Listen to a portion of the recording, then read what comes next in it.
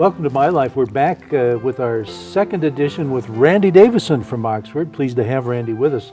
In case you missed the first one, you might want to go back and pick it up. Randy talks about his interesting journey with his horse Eli to all 50 states, as well as all provinces of Canada and territories of Canada, as well as Alaska and Hawaii. And he even made it to Ripley's, believe it or not, because of his adventures. Where we left off last time, we were kind of backtracking with Randy's life, and we were talking about his high school experiences on Stony Lake and whatnot. I have to ask you, how encouraging were your parents as far as pushing you to the next phase of your life after high school? What did they encourage you to do? My dad believed that you should get additional education beyond high school. He didn't say what that education would be, but his theory was make yourself valuable and someone will pay you accordingly. Later I found out that President Lincoln said, I will prepare myself and someday my chance will come. And so he really was, instrumental in wanting me to go on to additional school. Did he have any additional schooling beyond high school? Went to night school and so on. I think he had about an 8th grade education. Did he? He was highly intelligent, but not highly educated. What did he do for the auto industry? He was a toolmaker. Toolmaker. Okay, so he was skilled trades. Right, skilled trade. However, he had the ability to be electrical engineer, but they didn't have someone behind him to encourage him to do something like that. See? But later, with his knowledge, general knowledge and ability, that's what he could have been. So what was your next step after high school? After high school? Yes.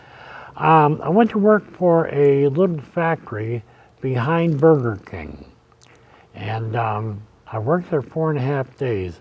It was real hot. 4.5 days. 4.5 days, yeah. That's not long enough for the retirement plan. And yeah, and it was hot, and the job was a tedious job, putting motors into these vibrating sanders. And I quit in a fit of anger, which you should not do, of course, but I did. I quit and went down to the north end of Oxford. On the west side, there was a pool hall. When you're 19 years old, what else would you do, right? Run into Johnny Togner, a fellow that I went to school with at Oxford. And Johnny said that they were hiring on the railroad and extra gang to put in new rail and replace the bad ties on the New York Central line going north out of Oxford. And they hired me. We started at Stony Lake, right across from the entrance of Stony Lake. In those days, M24 at Ray Road took a tremendous dip. It was only probably 5 feet above Stony Lake. Did you know that? No, I didn't. Oh yeah, that's all fill in there, when they put the 4-lane highway in. In fact, the hill right just a little bit west of Ray Road was called Slaughter Hill because so many people were killed on it. Oh boy. And while I went to work, I worked 4.5 days. And the foreman, Mr. Burkhart, lived in Thomas. He called me up in front of the gang. He was brought here by his parents from France. And French people often are a little stiff in the way they handle the English language, And the people who were full-time railroad people were afraid of him. And he'd been on the railroad 40 years. He called me up in front of the gang. I'm 19 years old. And he said, how'd you like to be an assistant foreman? And I thought he was putting me on, because the men ranged in age from 18 to about 45. And there were 60 men. And I thought, well, is this a glory job or do you make more money? He says, no, you make as much in 2 days as the labor does in and 3, and I went, I'll take it. Just like that. Cocky kid, you know. Now, when did your future wife come into the picture? And Well, all this? there's one more. May Sure, I go tell you right one ahead. more incident? So we got paid every 10 days, and timekeeper came around and said, "You're going to have to witness this man's signature." And the man made an X, and I signed the check, and so did the timekeeper, so I could cash his check. And John, if I'd have grabbed a whole 440-volt hot wire, it wouldn't have shocked me anymore. I said, "Oh my, you know, all you cared about was staying eligible for football and basketball, and here's a man that can't sign his own name." And from that caused me to go to Pontiac Business Institute. Took accounting and then business administration, because I kind of took stock of myself. What would I be good at, you know? And eventually went into real estate business. And That was a eventually real owned my eye-opener, own. wasn't it? Yeah, but it all goes back to that man making that X. I've thought about that so many times. As Dr. Phil says, you know, it was a life-defining moment in my life, you know. I know you said your grandfather was a minister. Was your family a religious family? As a matter of fact, my dad was religious to the point that you didn't use the word gosh darn, because that was a derivative of God. Yes. You know. It would be, and so, you know, but we never went to church except when we could urge him to go on a special time, Easter or Christmas, that kind of thing. What happened to my dad, it happens to a lot of children of ministers, is that there's always fractions in churches that are always pulling the church this way and that way. If you go to Alabama, every corner's got a church on it down there, and that's a result of people becoming dissatisfied with the minister or leadership in the church, and they break off and they go form their own church. And my dad said one time, he said, my grandfather led a frustrated life because he wanted to minister, and people in the church were backbiting, and apparently he must have heard someone say a derogatory remark about his dad, and it turned him against organized religion. Yeah. But was he a Christian? Absolutely. Yeah. He just wouldn't go to church. Okay, Pontiac Business School, right? Business Institute. Business Institute. What was the next step after that? In 1965, I left Turnsted's up at Flint. I had started there in '56 after the railroad, you know, that winter. And I had 9 years seniority, but I wasn't going anywhere, and I decided that I had to make a change. Okay. So I went into real estate. That's when you made the big move into real estate, And right? as an agent, 65, yeah. Okay, 1965. We need to take a break right now, but we'll be right back. Back with Randy Davisson in just a minute. Hi, this is Connie again from Connie's Kitchen, coming to you from Treetop Lodge, the place where magic happens and unicorns roam freely. Of course, you have to come to the lodge to understand about the unicorn thing, but they're everywhere. We'll be doing a wide variety of cooking shows here on Oxford Community Television, and I personally would like to thank the crew for coming out and giving me this opportunity to share my passion and what I love to do with you from Connie's Kitchen. So please join us on OCTV, join us at the lodge, and look for us all over the town. And if you see unicorns, they probably came from here. See you soon. Take off your hat, throw it in the corner. Take off your hat, throw it in the corner. Take off your hat, throw it in the corner. I don't see why you stay a little longer. I'm talking about Boozy. Woo! Boozy, that's who. Oh, yeah. Hey,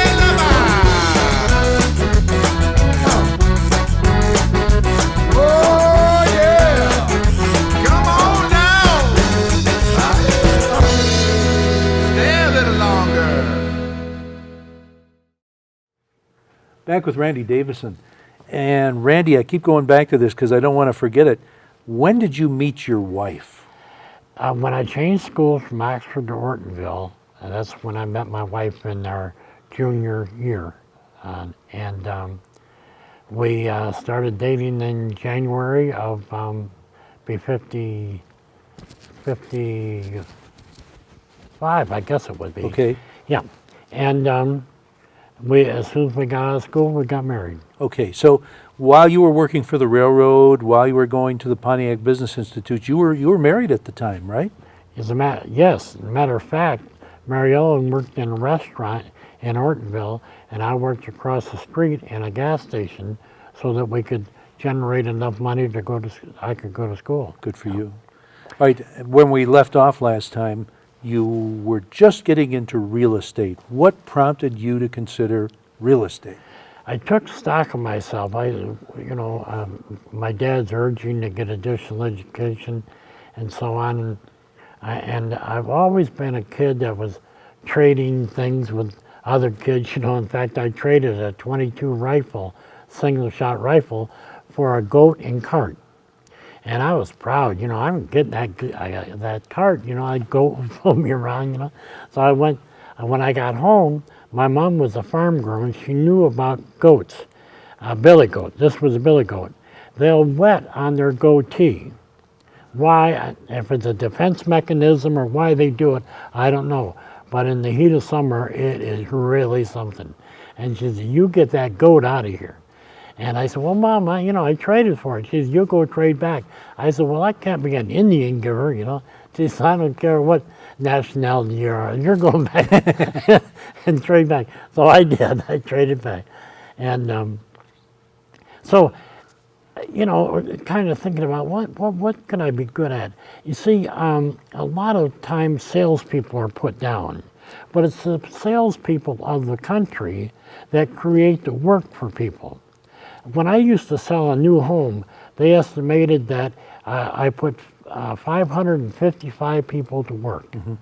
Because now they need more gypsum for the drywall, they need more lumber for the walls and the roof, and need more shingles for the roof, and so on and so forth. It goes on and on. Unfortunately, like any profession, I'm sure they have some that are less than honest, but that's why the Board of Realtors was formed. Right. Because you have to follow an ethical code, and if you're not, you can be brought before the board and chastised,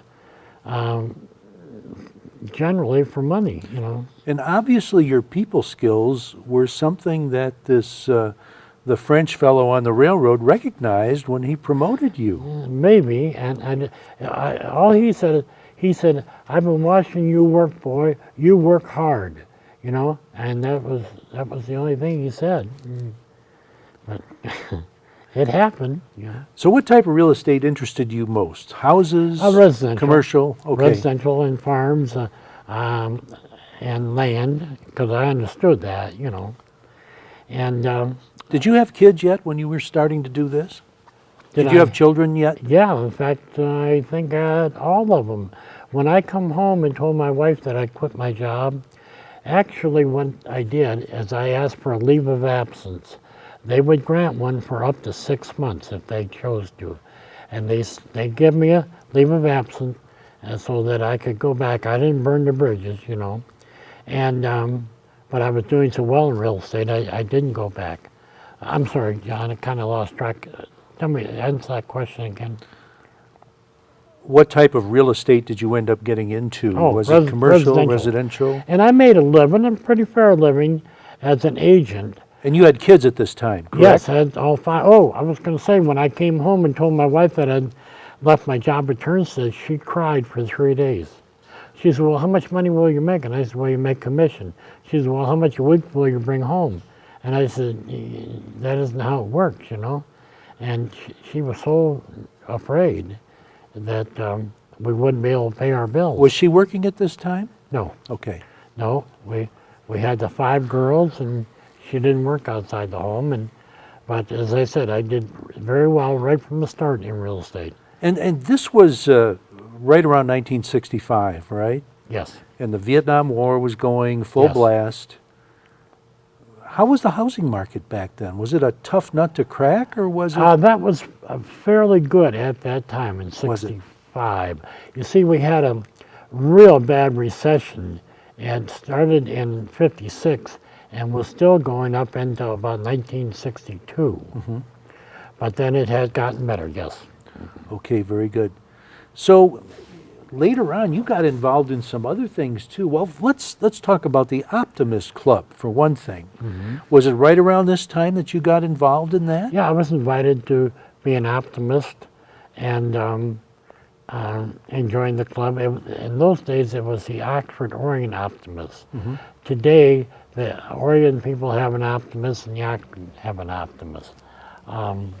I worked myself up through the board of directors and became president in 1984. And had Bob Swift was the secretary, and he gave me a great deal of help in being the president, because I also was president of the North Oakland County Board of Realtors. Right. At some point during this time that we're talking about, you became a broker, correct? Yes. You had to serve an apprenticeship, so to speak, for about 3 years before you qualified for a broker's license. And so in '68, got a broker's license, and I changed the real estate companies. I was working over in Waterford, came to Oxford, and Richard S. Royer, the builder, had started a real estate company, and he hired me, and as an agent, and I knew I was pretty knowledgeable about real estate, more so than he was.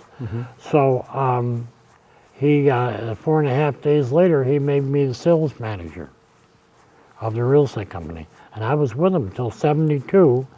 When I went into business with Larry Mattingly, Mattingly Davisson Real Estate Partnership.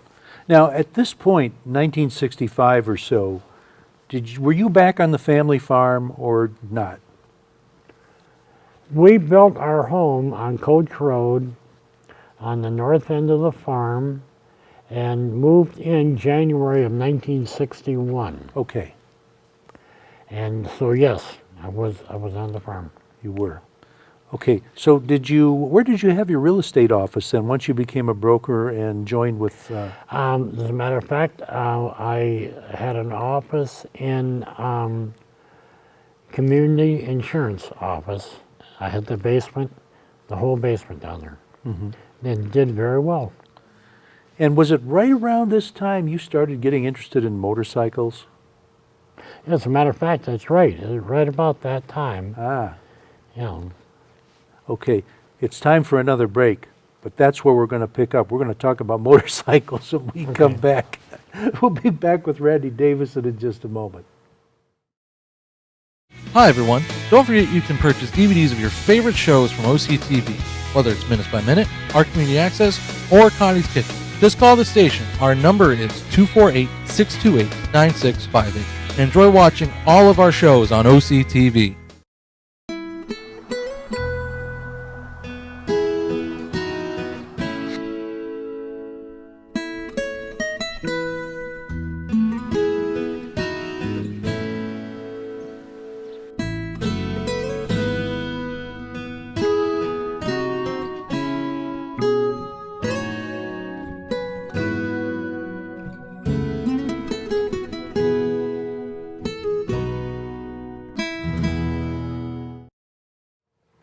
Back with Randy Davisson, longtime Oxford resident, and we were just starting to talk about another one of your many interests. Right around, the mid-'60s or 1970, you got interested in motorcycles, didn't you? Yes, I did. Tell me what prompted that.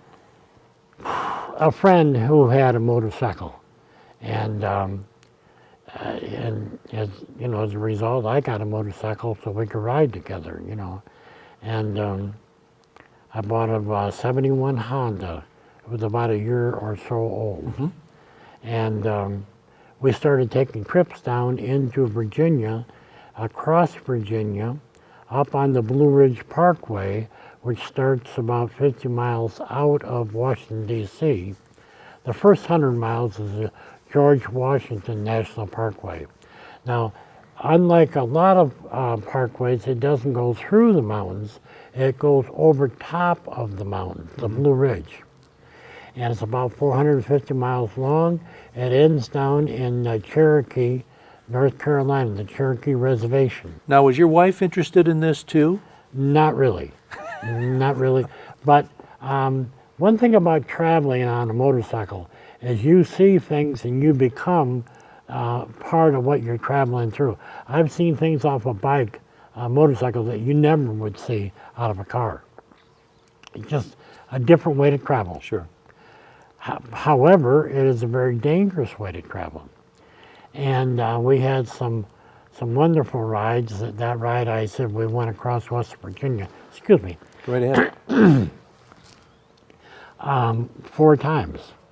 And Blue Ridge Parkway 3 times, just this friend of mine and I, and the 4th time was with our wives. Okay, went down, circled around, come through Chattanooga, Tennessee, back over to Nashville, and listened to the music down there and so on. He played guitar, so there was an interest in music, and I played drums, you know. And so we're coming up from Nashville on I-65, and we got about 15 miles south of Louisville, Kentucky, when the front tire on the bike blew out. Now, there's not a lot of air in a motorcycle tire to start with, so it goes out rapidly. You go into a high-speed wobble, and the bike dropped over on its left side. Was your wife on the back of the bike at this time? She was on the back of the bike, Yeah. yes.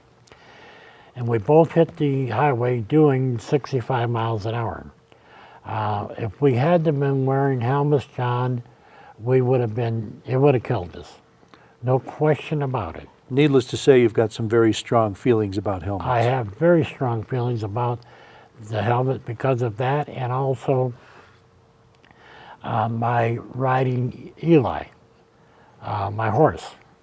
On our last, I had wore the helmet every state, Washington, D.C., every province of Canada, 2 territories. My last ride in Hawaii, which was my last state, I was completely done.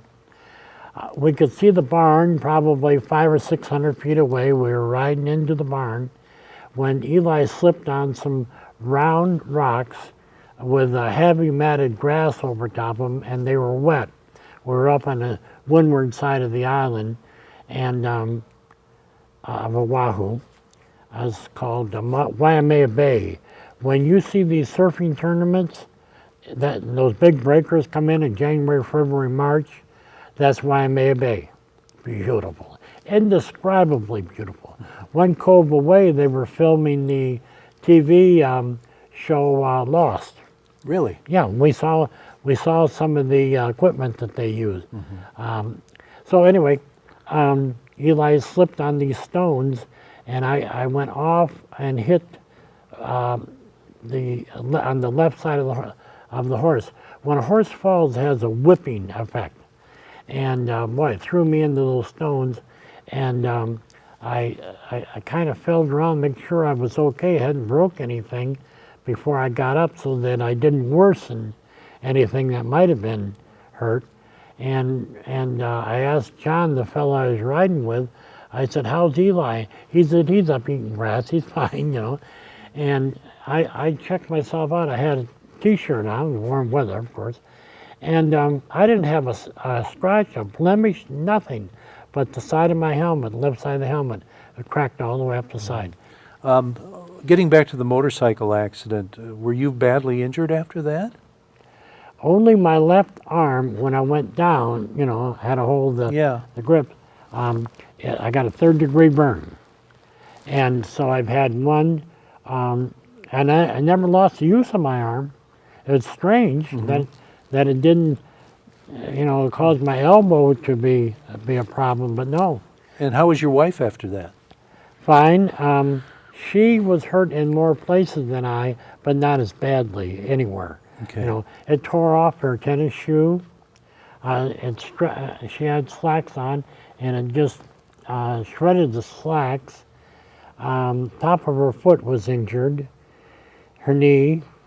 But other than that, her purse, I'll say, her purse, the truck behind us stopped with the purse underneath the truck. That's close. Isn't that amazing? Fortunately, he wasn't on a cell phone or something like that, or he may run over us, you know. Yeah, really. So did that end your motorcycling? Pretty or- much. Yeah. Pretty much. And that would have been what year approximately? 1978. 78. Yes, spring of 78. Yes. Okay, so you didn't do any more motorcycling. What did you do for fun after that? Horses. Back to horses. Horses, yeah. I say that jokingly because I know there are a lot of facets to your life. You mentioned the drum playing. Did you have a band or anything during? Yes, my brother played, he was a very accomplished organist and piano, keyboards in general. And so he and I formed a band in somewhere about 1960, somewhere in there.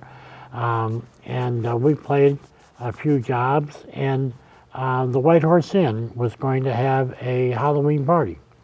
And we played for it. It was just a one-night stand, and they liked us so well, we ended up spending 3 years there. Wow. Yeah. So what kind of music did you play? I mean, the rock and roll was coming into the picture. Yeah, it was. Late 50s with Elvis and everything. We were a middle of the road group. Whatever was our crowd out, you know, we played to them. We could play show tunes, we could play swing, we could do rock and roll, country. My brother did a Floyd Kramer, was a popular piano player. Yes. And Wayne could play Floyd Kramer better than Floyd Kramer.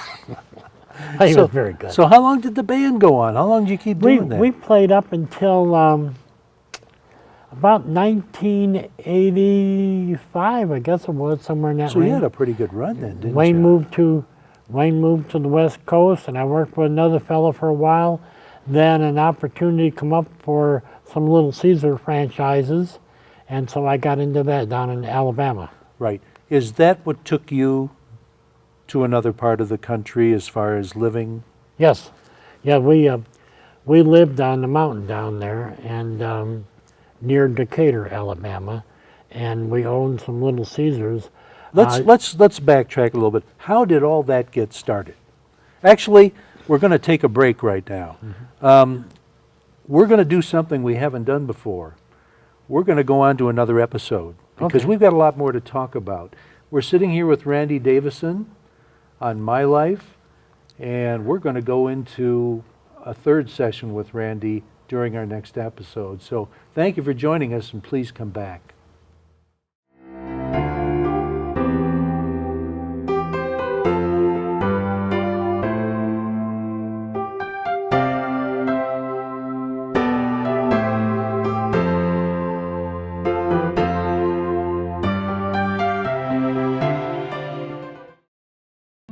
You're watching OCTV, Oxford Community Television, serving Oxford, Addison Township, and the village of Leonard. Hi everybody, I'm Terry Stiles. Hi everybody, I'm Bill Service, and I'm the producer of Our Community Access. Terry and I started our show 8 years ago to bring our community into your living rooms. Our Community Access is a show born from the rich diversity of our community, and we want to brag about it and the people creating that diversity. Over the year, we've been from fox hunts to beekeeping and right in your own backyard. We welcome new businesses, chamber fashion, senior hobbies, class reunions, and much, much more. We've covered all our celebrations from Leonard Strawberry Festival to our premier Lone Ranger Parade. But there's still more avenues that we plan on going on. So watch Our Community Access at 9:30 and 5:30 every day, and you have a great, great week.